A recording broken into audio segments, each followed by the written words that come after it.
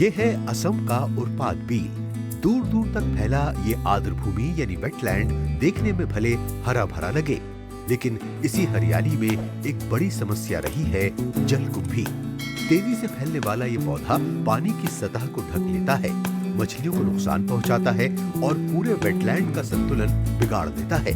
यहीं से निकलकर ये पौधा पहुंचता है एक छोटे से प्रोडक्शन यूनिट तक, जहां यही मुसीबत बदलती है इको फ्रेंडली कागज में। और इसी सोच का नाम है कुंभी कागज।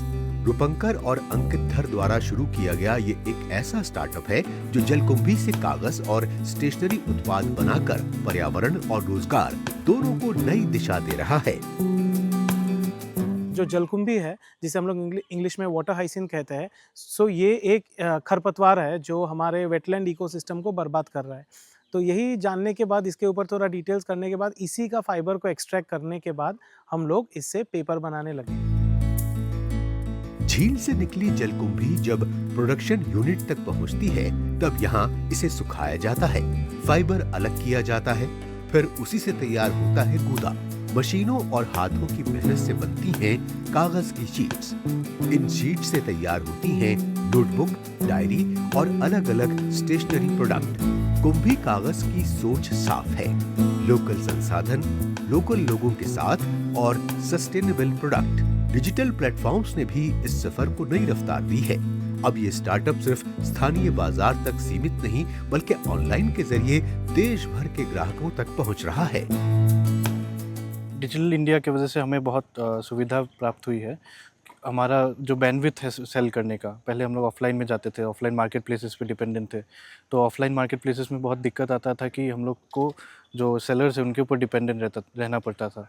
अभी ये डिजिटल इंडिया होने की वजह से अभी हर नागरिक के हाथ में हम स्मार्टफोन्स है, तो हम उन तक पहुंच सकते हैं और हम अपना जो वैल्यू है, जो अपना स्टोरी टेलिंग है, वो अपने मुंह से खुद उन तक एंड यूज़र तक पहुंचा सकते हैं।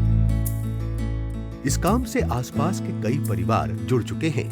जलकुंभी को निकालकर और सप्लाई करके उन्हें सीधी कमाई मिल रही है। जो पौधा कभी झील की समस्या माना जाता था, आज वही स्थानीय लोगों के लिए एक भरोसेमंद आय का जरिया बन गया है। वन विभाग और स्थानीय प्रबंधन समिति ने ये सुनिश्चित किया है कि यही कच्चा माल सीधे खरीदा जाए, ताकि इसका फायदा स्थानीय लोगों तक पहुँचे, जिससे आज झील साफ भी हो रही है और गांव के लोगों की आय भी बढ़ रही है। फॉरेस्ट डिपार्टमेंट जीएमसी बोला है, जीएमसी जो फॉरेस्ट डिपार्टमेंट का इन लोग मटेरियल जो खरीद रहा है फॉरेस्ट डिपार्टमेंट का है, उसको गरीब उन लोग गरीब आदमी है, इसलिए फायदा हुआ है थोड़ा। जो गरीब आदमी मंजूरी कर रहा है, उसको थोड़ा थोड़ा फायदा हुआ है। इस स्टार्टअप की तारीफ प्रधानमंत्री नरेंद्र मोदी ने भी अपने मन की बात कार्यक्रम में की थी। असम से उठी ये पहल आज दिखा रही है कि युवा अगर ठान लें तो पर्यावरण की रक्षा भी हो सकती है और रोजगार भी पैदा हो सकता है।